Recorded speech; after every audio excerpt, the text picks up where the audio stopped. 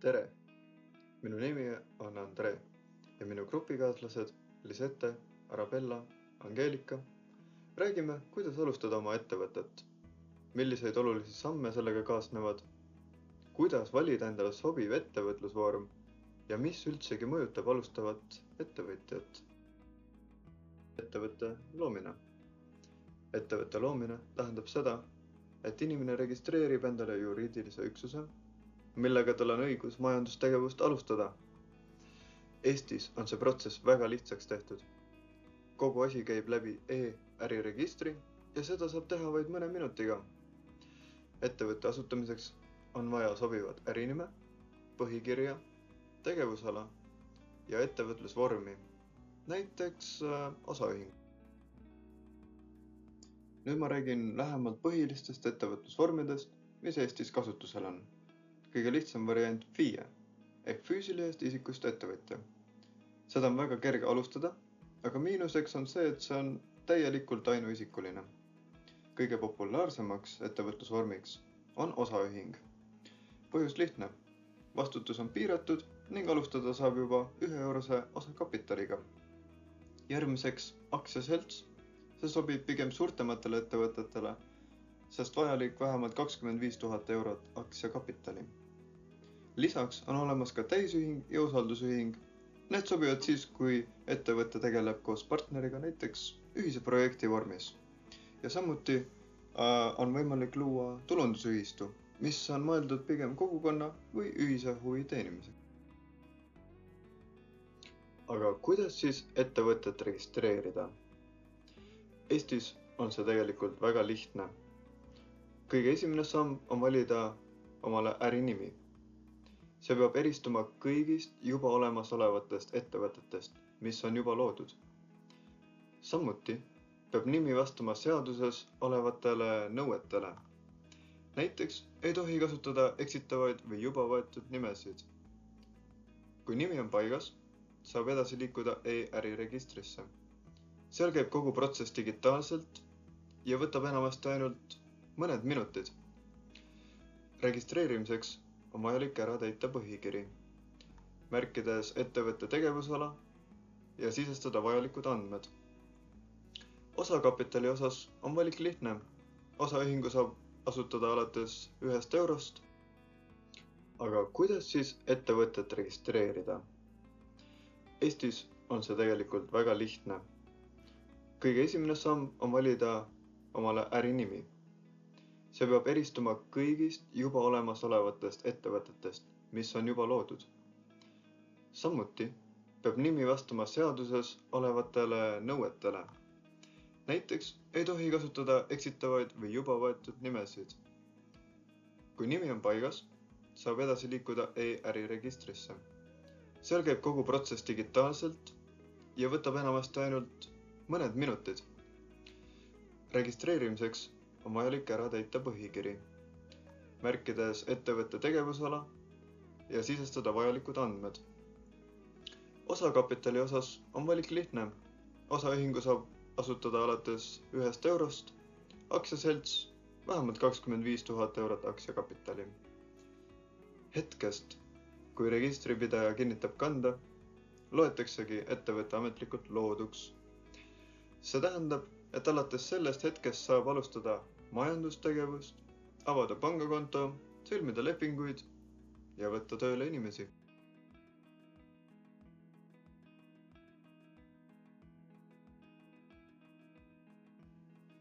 Aga ettevõtlust ei määra ainult hea idee, vaid ka seadused, millega ettevõtja peab arvestama. Kõige olulisem neist on äriseadustik, järgmiseks maksukorraldusseadus.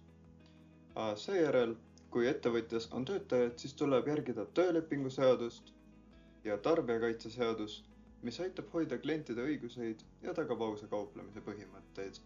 Ja kõik need loovad raamistiku, mille sees ettevõtja igapäevaselt tegutseb.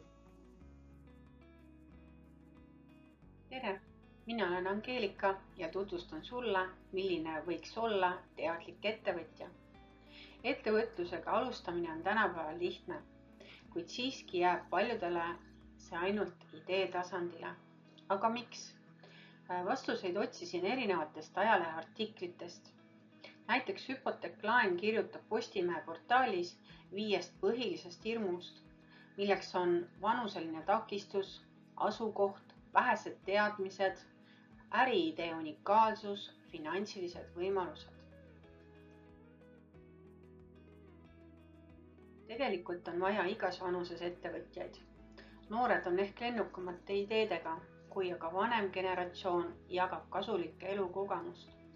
Seega, vanus ei ole küsimuseks. Pigem on küsimuseks, kas inimesel on ettevõtja iseloomuomadusi. Tänapäeval ei ole ka asukoht enam takistuseks ning teadmisi ja oskusi saab juurde õppida. Näiteks koolitusi ja alustava ettevõtte starditoetust pakub Eesti Töötukassa.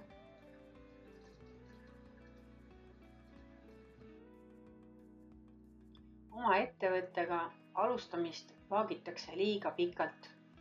Tegelikult tee lihtsalt need esmased sammud ja ära karda oma äriideed jagada või enne turule tulemist pole vaja lihvida oma teenust või toodet täiuslikuks.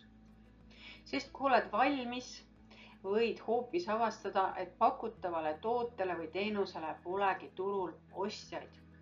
Seega, alusta kohe info kogumise ja uuri, milliseid teadmisi on firma alustamiseks ja juhtimiseks vaja. Tõin välja Maalehe veebilehelt Voometsa artiklist 10 nõuandepunkti.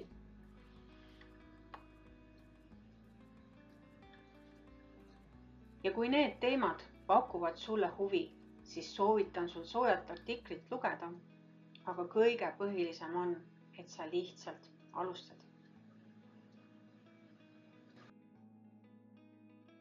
Tere, mina olen Lisette ja räägin teile ettevõtja mõtteviisist. Ettevõtlus ei alga ideest, vaid inimesest endast. Eduka ettevõtja puhul mängivad rolli 3 asja. Esiteks, sihikindlus ja võime taluda ebakindlust. Ettevõtluses pole midagi garanteeritud. Peab olema valmis tegema otsuseid ka siis, kui kogu info pole olemas. Teiseks, ambitsioon ja sisemine motivatsioon. Ettevõtlus nõuab pingutust. Kui motivatsioon tuleb vaid rahast, siis tavaliselt ei jõuta väga kaugele. Päris motivatsioon tuleb soovist luua midagi enda moodi. Ja kolmandaks, võime õppida, kohaneda ja otsustada. Turud muutuvad, kliendid muutuvad, tehnoloogia muutub. Ning ettevõtja, kes ei õpi, jääb lihtsalt teistest maha. Ettevõtlus on pidev kasvamine. Enesehindamine ning õppimisvõime. Nagu ma enne ütlesin, siis eduka ettevõtja üks iseloomulikke jooni on see, et ta õpib pidevalt. Mitte ainult siis kursustel või koolitustel, vaid ka igapäevasest praktikast, klientidelt, oma vigadest, sõpradelt, mentoritelt. Iga viga annab meile väärtusliku kogemuse, kui me oskame seda märgata ja analüüsida. Teine väga tähtis osa on tagasiside kasutamine. Tagasiside ei ole ainult kriitika, vaid see on ka tööriist, mis aitab meil mõista, mis toimib ja mis mitte. Minnes enesehindamise juurde, siis enne ettevõtlusega alustamist peaks inimene endalt küsima, millised on minu tugevused, mis oskused vajavad parandamist, kas ma olen valmis ebakindluseks ning kas ma suudan võtta vastutust. Aus enesehindamine ei ole nõrkuse märk, vaid vastupidi.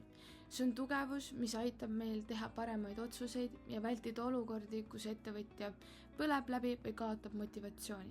Ettevõtlus sobib neile, kes on valmis kasvama ise ning koos oma ettevõttega. Tere, mina olen Arabella ja mina räägin äriplaanist, tasuvuspunktist ja internetiturundusest. Äriplaan ja miks see üldse vajalik on. Kuigi äriplaani koostamine ei ole Eestis ettevõtte loomisel kohustuslik, on see tegelikult üks olulisemaid tööriistu, mis aitab ettevõtjal oma ideed läbi mõelda. Äriplaan sunnib riskid läbi analüüsima, planeerima ressursse ja selgelt kirja panema, mida täpselt tegema hakatakse. Seda on vaja nii ettevõtjale endale kui ka investoritele ja koostööpartneritele, kellele äriplaan näitab, kui hästi projekt on läbi mõeldud. Samuti on äriplaan alati nõutav, kui taotletakse toetusi. Ehk äriplaan aitab teha teadlikke otsuseid igas ettevõtte arengu etapis ja vältida olukorda, kus minnakse emotsiooni pealt tegutsema ilma ettevalmistuseta. Tasuvuspunkt. Tasuvuspunkt näitab, kui palju peab ettevõtte oma toodet või teenust müüma selleks, et kõik kulud saaksid kaetud ehk 0 punkti jõudmiseks. Slaidil on ka valem, Q võrdub F jagatud P miinus V-ga. Lihtsalt öeldes jagame püsikulud selle summaga, mis jääb alles ühiku müügihinna ja selle tootmiseks kuluva muutuvkulu vahelt. Tasuvuspunkti teadmine on ettevõtjale väga oluline, sest see annab aimu, kas äriidee on realistlik ja kas müügimahud on üldse saavutatavad. Paljud alustajad alahindavad kulusid või ülehindavad müüki, aga see valem aitab hinnata, kas äri on tegelikult elujõuline. Viimasena räägime internetiturundusest, mis on tänapäeval ettevõtete arengus väga suur osa.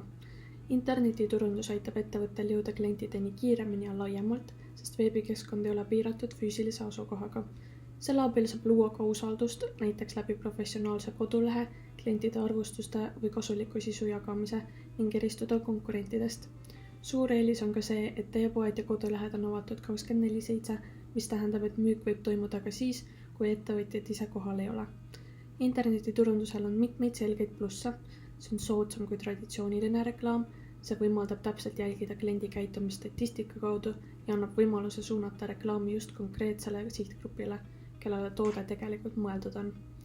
Nii et kokkuvõtteks on internetiturundus üks tõhusamaid viise ettevõtte nähtavuse, müügi ja konkurentsivõime kasvatamiseks.